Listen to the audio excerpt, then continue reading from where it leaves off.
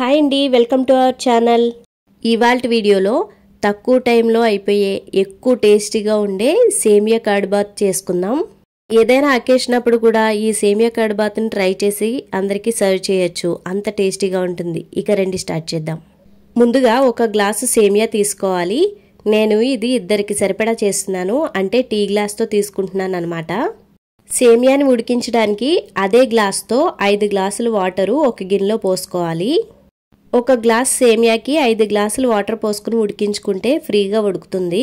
ఇప్పుడు ఆ గిన్నెని తీసుకొని పొయ్యి మీద పెట్టేసుకొని ఆ నీళ్ళని బాగా కాగనివ్వాలి, అంటే బాగా మసలాలన్నమాట. ఇదిగోండి 2-3 నిమిషాల తర్వాత వాటర్ బాగా మరిగిపోయాయి. ఇప్పుడు గ్లాస్ సేమియాని ఆ వాటర్లో వేసుకొని ఒక్క నిమిషం కలుపుకుంటూ ఉండాలి. 1-2 నిమిషాల్లో ఉడికిపోతుంది, ఎక్కువ టైం పట్టదు, ఎందుకంటే వాటర్ బాగా మరిగాయి కాబట్టి. 2 నిమిషాల తర్వాత మనం సేమియాని ఇలా నొక్కి చూస్తే కొంచెం పలుకుంటే సరిపోతుంది. ఇప్పుడు ఈ స్టేజ్లో స్టవ్ ఆఫ్ చేసుకోవాలి. సేమియాని మరీ ముద్ద అయిపోయేదాకా అస్సలు ఉడికించుకోవద్దండి, జస్ట్ నొక్కి చూస్తే కొంచెం పలుకుండేలాగా ఉంటే సరిపోతుంది. ఇప్పుడు ఒక స్ట్రైనర్ తీసుకొని మనం ఉడికించుకున్న సేమియాని స్ట్రైనర్లో వేసేసుకోవాలి.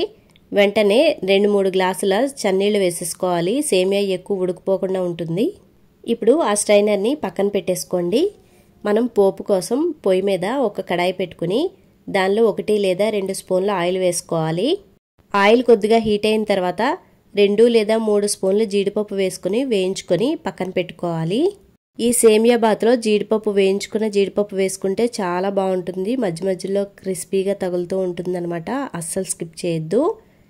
ఇదిగోండి 2-3 నిమిషాల తర్వాత జీడిపప్పు చాలా బాగా వేగిపోయింది. వీటిని తీసేసుకొని పక్కన పెట్టేసుకోవాలి.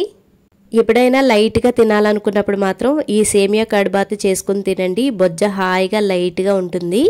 ఇప్పుడు ఆ ఆయిల్లో 1 స్పూను ఆవాలు, 1 స్పూను శనగపప్పు, 1 స్పూను మినప్పప్పు, అలాగే 1 స్పూను జీలకర్ర, 4 పచ్చిమిరపకాయలని చిన్నగా కట్ చేసుకుని వేసుకోవాలి. అలాగే 2 రెమ్మల కరివేపాకును కూడా యాడ్ చేసుకొని చక్కగా ఈ కలర్ వచ్చేంత వరకు వేపుకోండి. 2-3 నిమిషాల తర్వాత పోపు బాగా వేగిపోయింది.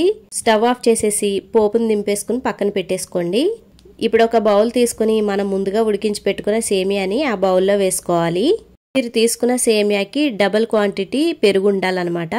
బాగా చిలికిన 2 గ్లాసుల పెరుగుని సేమియాలో వేసేసుకోవాలి.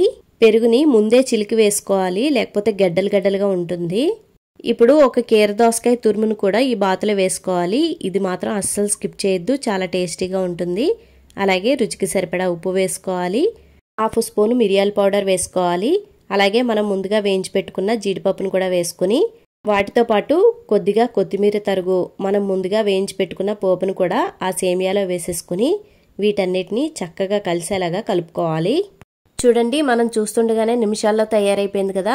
ఇది ఎంత సింపుల్గా అంటే చాలా తొందరగా చేసేసుకోవచ్చు.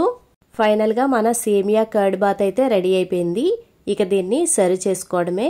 ఇలాంటి సింపుల్ అండ్ ఈజియెస్ట్ వీడియోస్ కోసం మన ఛానల్ని సబ్స్క్రైబ్ చేసుకోవడం మర్చిపోవద్దు. పక్కనున్న బెల్ ఐకాన్ నొక్కండి.